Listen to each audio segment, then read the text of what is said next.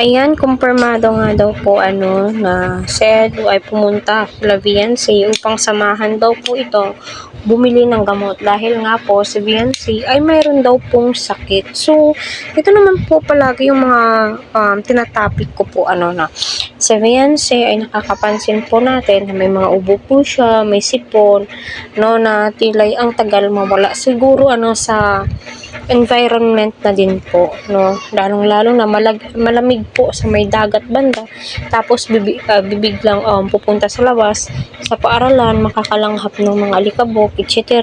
So, di po maiiwasan. At siguro sa panahon na din po, correct me if I'm wrong na lamang po mga ka-Team EDSA, kasi di naman po tayo perfecto. So, ika nga daw po ni Natilay, humahakbang na paunti-unti itong si Edu na kinukuha or parang nililigawan na din daw po ni Edu ang pamilya, nanay ni Viancy, parents po nito, kapatid po nito. So, legit nga ba?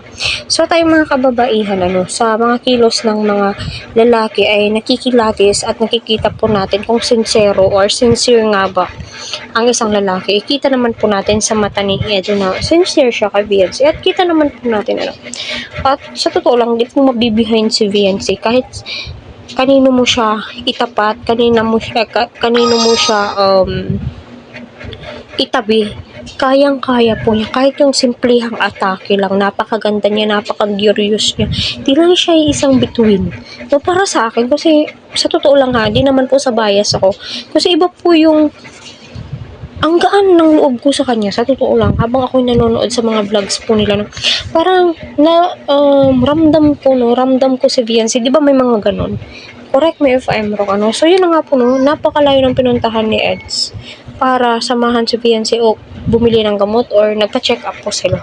So, comment nyo lamang po yung buong detalye ng ating video na topic. So, effort po talaga si Eds. Sure, syempre, kailangan mo mag-effort, Eds. Ipakita mo na deserve mo si Viancy at deserve ka din ni Viancy.